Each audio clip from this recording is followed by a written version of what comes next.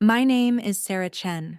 I'm 34 years old, and 3 months ago, my sister Jessica called me a glorified secretary at our cousin's wedding reception. She said it loud enough for the entire family table to hear, rolling her eyes as she explained to our relatives how I just answer phones and file papers for some tech company nobody's heard of. What Jessica didn't know, what none of my family knew, was that I wasn't just an employee at DataFlow Solutions. I was the CEO and majority shareholder of a company worth $847 million. The look on her face when she found out? Priceless. But we're getting ahead of ourselves.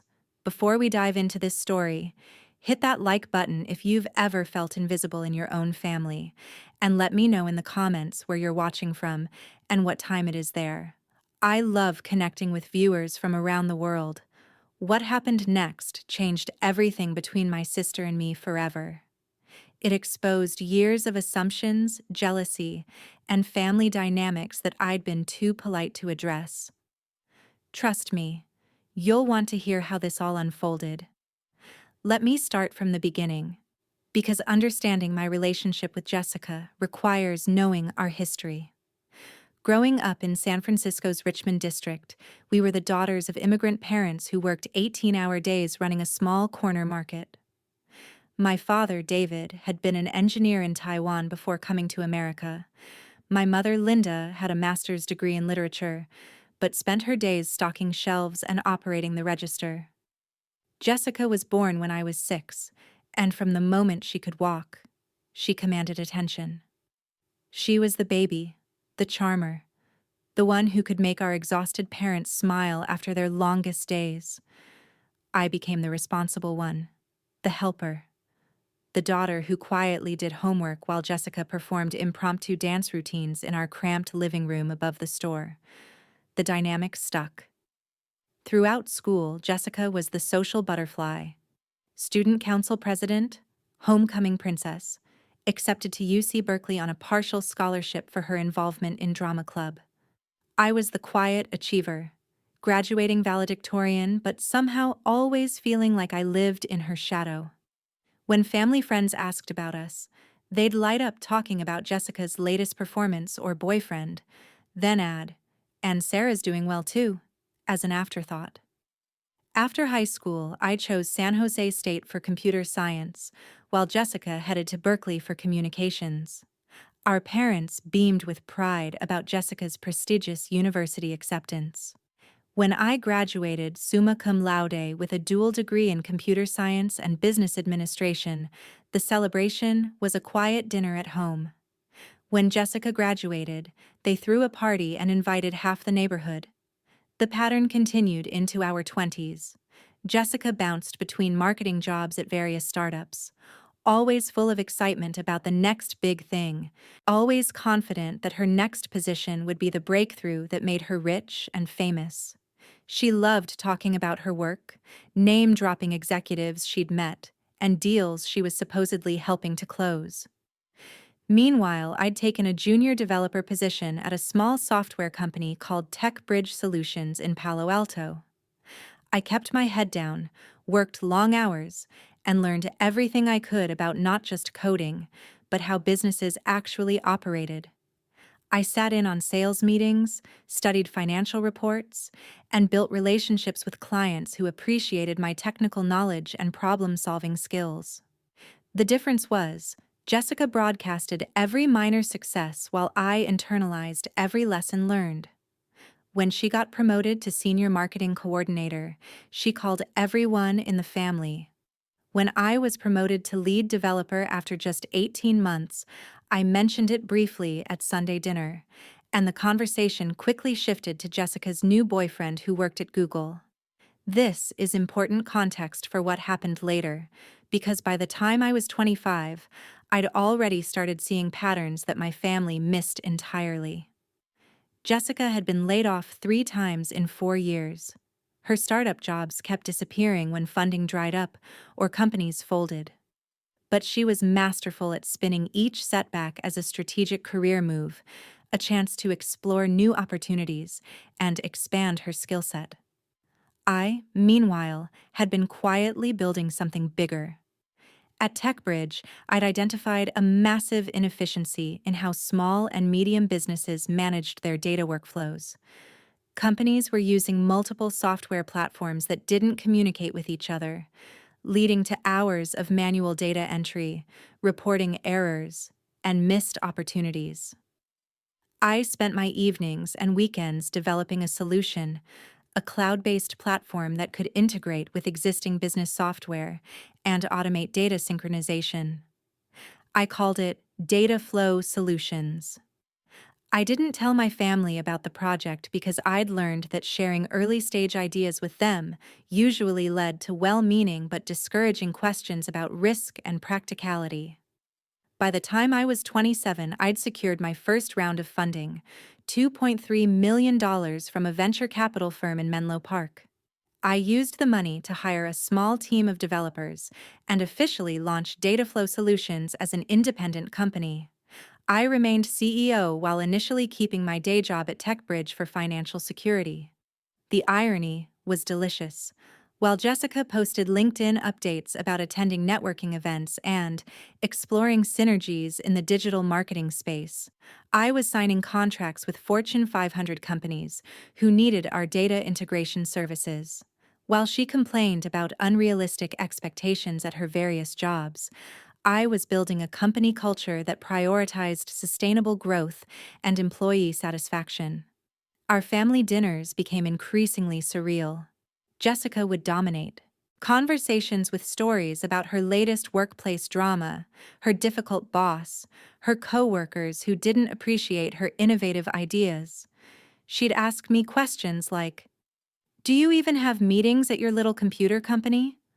Or, "Is it weird being the only girl in the office?" I'd smile politely and say things like, "It's going well," or "The team is great." What I didn't mention was that by age 29, DataFlow Solutions had 47 employees across 3 offices, had been featured in TechCrunch as one of the most promising B2B startups, and was generating $23 million in annual revenue. My parents, bless them, had no framework for understanding what I did for work. When they asked, I'd explain that I helped businesses organize their information better. They'd nod politely and ask if I was making enough money to be comfortable, which seemed to be their primary concern. Jessica, meanwhile, always had exciting updates about her latest company's ping pong tables, free lunch Fridays, and team building retreats. The family assumption became that Jessica worked for real companies with proper corporate structures, while I did something technical and boring at a small business nobody had heard of. Even when I moved into a beautiful 2-bedroom condo in Palo Alto, which I paid for in cash, the family narrative was that tech workers got paid well for specialized skills, not that I might actually own something significant. Jessica's reaction to my new place was particularly revealing. She toured the space and said, "Wow, Sarah, your company must have great benefits. Do they help with housing costs in Silicon Valley?" When I explained that I'd purchased the condo myself, she assumed I'd taken out a massive mortgage and was probably house poor, despite the nice location. The truth was, by age 30, my personal net worth had crossed $15 million. DataFlow Solutions was being courted by major tech companies for acquisition deals, and I was regularly invited to speak at industry conferences about entrepreneurship and technical innovation. I'd been profiled in Forbes's 30 Under 30 list and had been invited to join the advisory board of my alma mater's business school. But at family gatherings, I was still Sarah, the computer programmer, while Jessica remained Jessica, the marketing professional with the exciting career. The breaking point came last spring at our cousin Michael's wedding. Though the foundation had been cracking for years, Jessica had been laid off from her 4th startup job and was living with our parents while exploring opportunities. She'd been out of work for 3 months and was becoming increasingly bitter about the tech industry's unrealistic expectations and toxic work culture. During this period, she developed a habit of making passive-aggressive comments about how tech workers were overpaid for doing meaningless work that doesn't help real people. She'd make jokes about keyboard warriors who thought they were changing the world by moving numbers around on screens.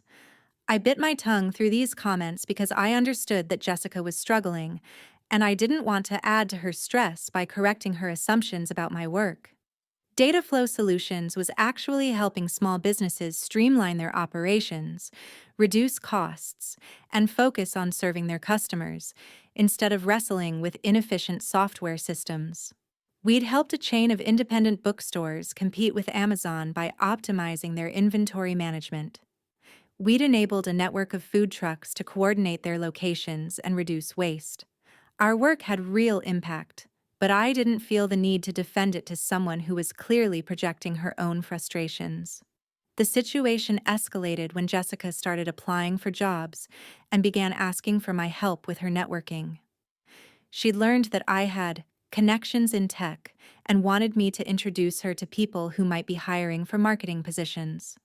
This created an awkward situation because many of my professional contacts knew me as the CEO of DataFlow Solutions, not as someone's sister who could make introductions. When I offered to connect her with marketing directors at companies we worked with, she'd inevitably ask me to talk her up as someone with extensive experience in startup environments. These conversations were delicate because I had to balance Jessica's job search needs with my professional reputation.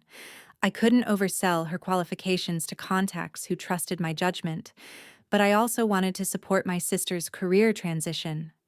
I ended up making a few strategic introductions and emphasizing Jessica's communication skills and enthusiasm while being honest about her experience level. Jessica landed interviews at 2 companies through these connections, but didn't receive offers from either. Her feedback to me was that both companies were looking for someone more technical, and that she felt like the interviews had been a waste of time. She started making comments about how tech companies had unrealistic expectations for marketing roles and were biased against people from traditional marketing backgrounds. Around this time, our cousin Michael announced his engagement to his longtime girlfriend, Emma. They planned an elegant wedding at the St. Francis Hotel in San Francisco, with a reception dinner for 200 guests. Our extended family was excited because it had been years since we'd had a major family celebration, and Michael's success as a corporate attorney made this a particularly grand affair. Jessica saw the wedding as an opportunity to network and rebuild her professional confidence. She spent weeks shopping for the perfect outfit, getting her hair and makeup professionally styled, and preparing talking points about her diverse marketing experience across multiple high-growth startups. I, meanwhile, was dealing with a major business milestone. DataFlow Solutions had just closed our Series C funding round, raising $127 million from Goldman Sachs's venture capital division. The funding would allow us to expand internationally and develop AI-powered features for our platform. TechCrunch had published a major feature about our growth trajectory, and I'd been invited to ring the opening bell at NASDAQ the following month as part of a ceremony highlighting innovative B2B technology companies. But I approached the wedding as a family celebration, not a networking opportunity. I bought a simple navy dress from Nordstrom, planned to congratulate Michael and Emma, and looked forward to catching up with relatives I hadn't seen in months. The wedding ceremony was beautiful. Michael and Emma exchanged vows in the hotel's elegant ballroom while sunlight streamed through tall windows overlooking Union Square. During the cocktail hour, I enjoyed conversations with aunts, uncles, and cousins about their lives, travels, and career updates. Several relatives asked about my work, and I gave my usual brief answers about helping businesses with their technology needs. Jessica, meanwhile, was in full networking mode. She'd researched several wedding guests in advance and was strategically introducing herself to people with impressive job titles.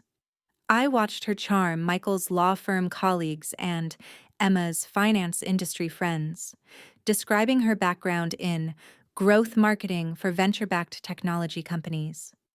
The reception dinner was where everything fell apart, though it started pleasantly enough. Our family table included my parents, Jessica, myself, Uncle Robert and Aunt Margaret from Sacramento, and our cousin Lisa with her husband Tom, who worked in pharmaceutical sales. The conversation began with typical family updates. Uncle Robert had retired from his career as a high school principal. Aunt Margaret was volunteering with a literacy program. Lisa and Tom were considering buying a larger house now that their children were teenagers.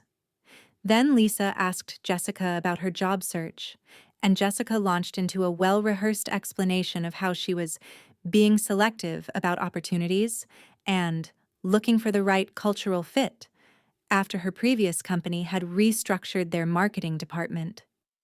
The tech industry has become so volatile, Jessica said, cutting into her salmon. These startups promise the world, but most of them don't have sustainable business models. I've learned to be more cautious about the companies I work for. Tom nodded sympathetically. It must be stressful not knowing if your company will be around next year. Exactly, Jessica continued. That's why I'm focusing on more established companies now.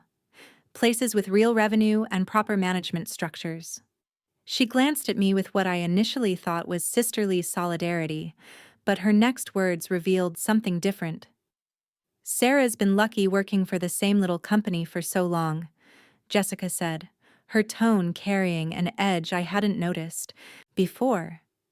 Most of us in tech have to deal with constant job hopping and uncertainty. I looked up from my dinner, surprised by the characterization. Actually, DataFlow Solutions has been growing really consistently. Right, but it's different when you're in a support role, Jessica interrupted, smiling at our relatives. Sarah does IT support and administrative work. It's much more stable than being in business development or strategic roles where you're responsible for company growth. The table fell quiet for a moment. I felt heat rising in my chest, not just from the dismissive characterization of my work, but from the confidence with which Jessica was speaking about my career to our family. I wouldn't exactly call it a support role, I said carefully. I'm pretty involved in the business strategy and— Of course you are, Jessica said with a laugh that sounded patronizing. Everyone's job feels important to them. But let's be honest, Sarah. You're basically a glorified secretary who happens to work at a tech company. The words hung in the air like smoke from a fire that had just started. Our uncle shifted uncomfortably in his seat. My parents looked confused, clearly unsure whether Jessica was joking or making a serious point about career hierarchies. Jessica, my mother said quietly, that doesn't sound very nice. I'm not being mean, Jessica replied, her voice taking on the defensive tone she'd used since childhood when called out for inappropriate behavior. I'm just being realistic about job functions. Sarah answers phones, schedules meetings, maybe does some data entry. It's honest work, but it's not the same as driving business results. I felt something snap inside me. Not anger exactly, but a sudden clarity about how long I'd been allowing my family to misunderstand my life in service of keeping peace and protecting Jessica's feelings.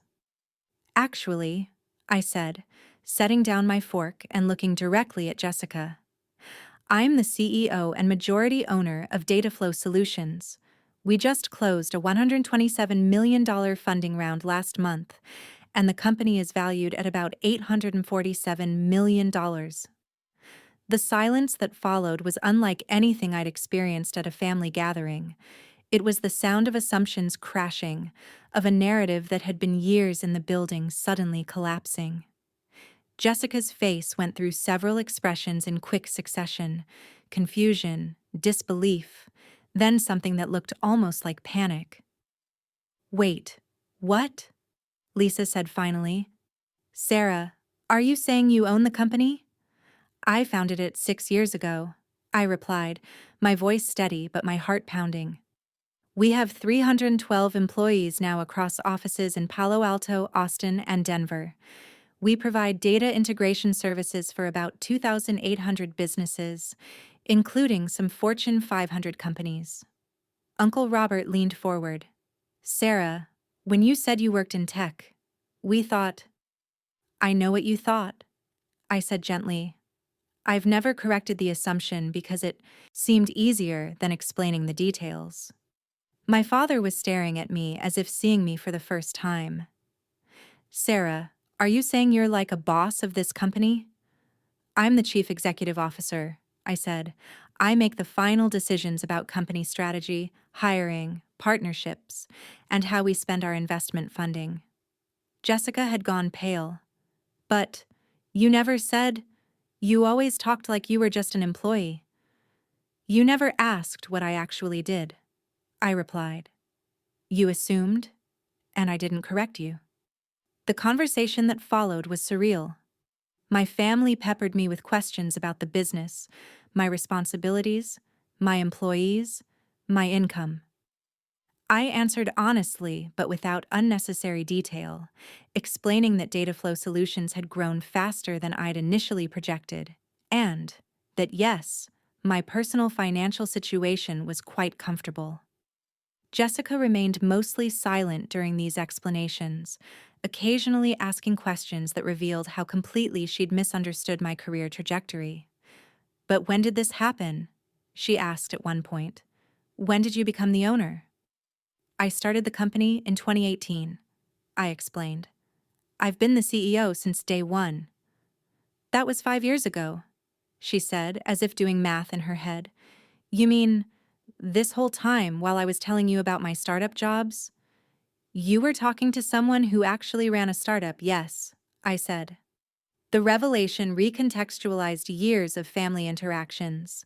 Every time Jessica had complained about unreasonable startup founders, she'd been complaining to a startup founder. Every time she'd made jokes about tech executives being out of touch with their employees, she'd been talking to someone who had built a company culture that prioritized work-life balance and employee satisfaction. Every time she'd offered me career advice or suggested I should be more ambitious, she'd been talking to someone whose professional achievements far exceeded her own. But the most uncomfortable realization for Jessica, and for me, was that every time she'd spoken condescendingly about my little computer job, she'd been revealing how little she actually knew about my life and how little she'd bothered to learn. The wedding reception continued around us, but our family table had become an island of awkward revelation. Other guests were dancing, toasting Michael and Emma, enjoying the celebration, while we sat in the wreckage of assumptions that had shaped our family dynamics for years. Jessica excused herself to go to the bathroom and didn't return for 20 minutes. When she came back, her eyes were red, and her careful makeup had been touched up. I think I should go, she said quietly to our parents. I'm getting a headache. My mother looked concerned.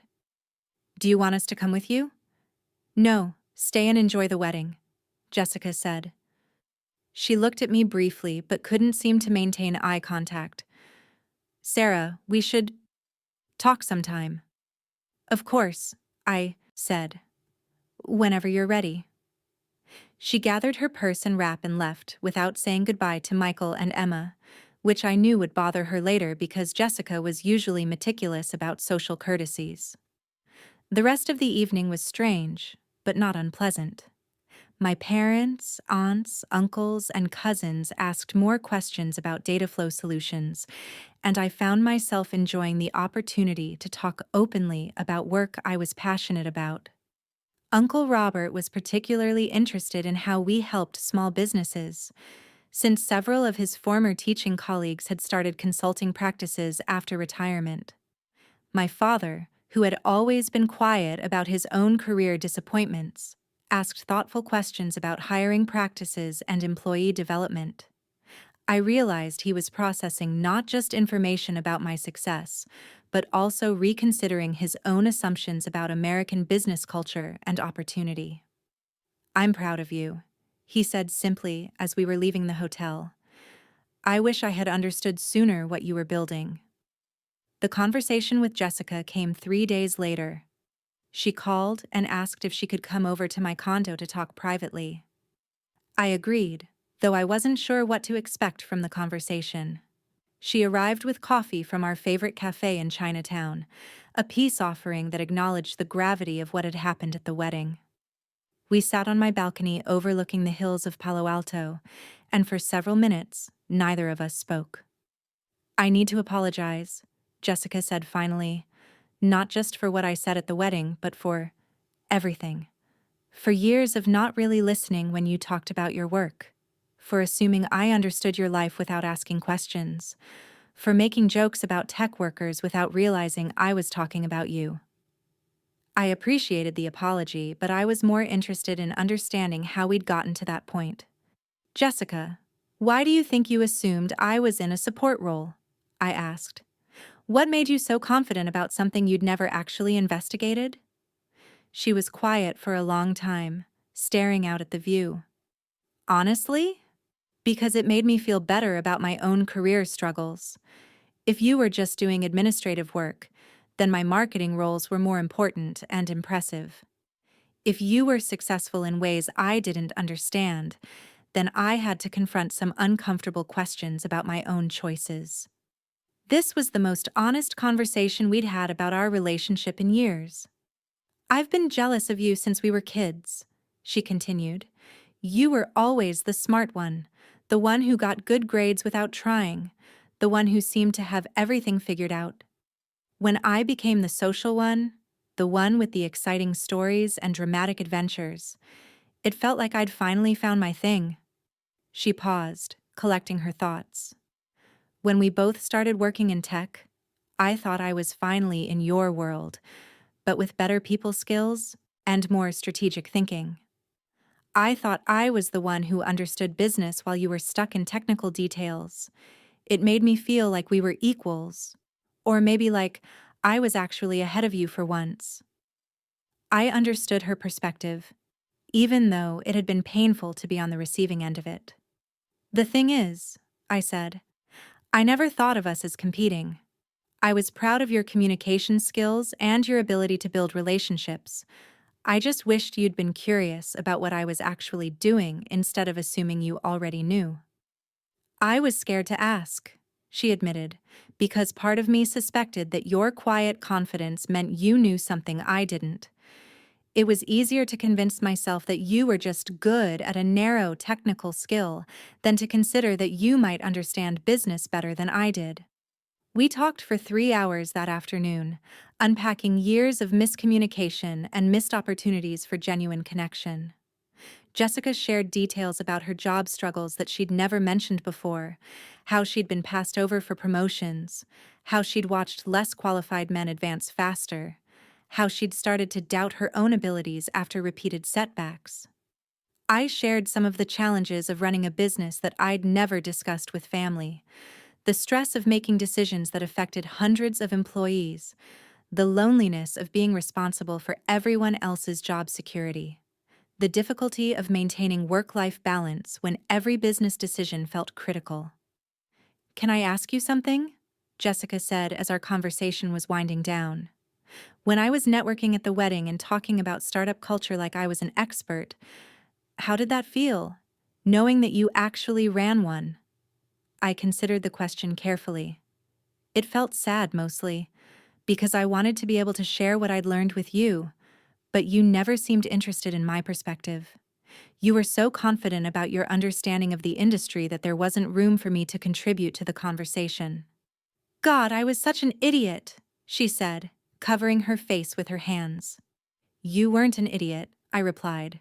"You were protective of your expertise in an area where you felt confident. I understand that impulse. I just wish we'd been able to have more honest conversations along the way." The weeks following that conversation brought unexpected changes to our family dynamics. Jessica started asking me thoughtful questions about business strategy, employee management, and industry trends. I began sharing more details about DataFlow Solutions' growth and the challenges of scaling a technology company. My parents, meanwhile, were processing their own assumptions about success and recognition. They'd spent years worrying that I was too quiet, too focused on work, not ambitious enough to achieve significant professional success. learning that I'd already built something substantial while they'd been concerned about my career prospects was a revelation that prompted several family conversations about communication and assumption. The most significant change, though, was in my own approach to family relationships. I realized that my strategy of avoiding conflict by staying quiet about my achievements had actually created more problems than it solved. By allowing misconceptions to persist, I'd enabled a dynamic where Jessica felt superior in professional matters, while I felt unseen and undervalued. Moving forward, I committed to being more direct about my life and work, even when it might create uncomfortable moments or challenge family narratives. This shift was tested 2 months later when Jessica asked if I could help her find a new job. But this time, the conversation was completely different. "I know I don't have the right to ask this after how I treated you," she said, "but I'm wondering if you have any advice about career transitions. Not necessarily introductions to specific companies, but strategic guidance about how to position myself for roles where I can actually contribute value." The humility in her request was striking, and it opened the door for me to share insights I'd been holding back for years. We spent several evenings discussing her career goals, her strengths and development areas, and realistic pathways for advancing in marketing roles at growing companies. I was able to connect her with the marketing director at one of our client companies, a sustainable packaging startup that was looking for someone with experience in both traditional and digital marketing channels. Jessica approached the opportunity with genuine curiosity about the company's mission and realistic expectations about the role's responsibilities. She got the job, and 6 months later, she's thriving in an environment where her communication skills and creative thinking are genuinely valued. More importantly, she's building her career on authentic achievements rather than inflated narratives about her experience. The transformation in our relationship has been remarkable. Jessica recently attended DataFlow Solutions' annual company retreat as my guest, and she spent the weekend asking thoughtful questions about our business model, our company culture, and my leadership approach. Several of my employees commented afterward about how insightful her questions were and how much they enjoyed meeting my sister. During the retreat, Jessica gave a presentation to our marketing team about brand storytelling techniques she'd learned in her new role. It was the first time she'd shared her expertise with my professional community, and the first time I'd been able to showcase her talents to people who could appreciate her skills. The story has an interesting epilogue that happened just last month. Jessica called me, laughing, to tell me about a conversation she'd had with our cousin Lisa, who had asked for career advice for her teenage daughter who was interested in studying computer science. "I told Lisa she should definitely talk to you," Jessica said, and Lisa was like, "But Sarah works in IT support, right?" I got to explain that you're actually the CEO of a major tech company and would be a perfect mentor for someone interested in entrepreneurship. It felt good to know that Jessica was now actively correcting family misconceptions about my career, rather than perpetuating them. But the best part of our transformed relationship is the way we've learned to support each other's professional growth without competition or comparison. When I was invited to speak at a Women in Technology conference last month, Jessica helped me refine my presentation about building inclusive company cultures. When she was promoted to marketing director at her company, I sent flowers to her office with a note that said, "Proud of your authentic success." The glorified secretary comment that once felt so dismissive has become something of a family joke. At Thanksgiving dinner last year, Jessica raised her glass and said, "Here's to Sarah, the most successful glorified secretary in Silicon Valley." Everyone laughed, including me, because we all understood the journey that had brought us to that moment of genuine appreciation and connection. Looking back on that wedding reception moment 8 months later, I realized that Jessica's glorified secretary comment was actually a gift, though neither of us recognized it at the time. It forced us to confront years of assumptions, miscommunication, and missed opportunities for genuine connection. The revelation about my career success wasn't the real turning point in our relationship, it was what happened afterward. The honest conversations about jealousy, insecurity, and the ways we'd been protecting ourselves from uncomfortable truths. The recognition that both of us had been operating from fear rather than curiosity about each other's lives. Jessica's assumption that I was in a support role wasn't just about career hierarchies. It was about her need to maintain a narrative where she was the sister with the impressive professional life, the one who understood business strategy and industry dynamics. My silence about DataFlow Solutions wasn't just about humility, it was about avoiding conflict and maintaining family harmony, even at the cost of authentic relationship. What we both learned was that genuine relationships require the courage to be seen fully, even when that visibility challenges comfortable assumptions or family roles that no longer serve us.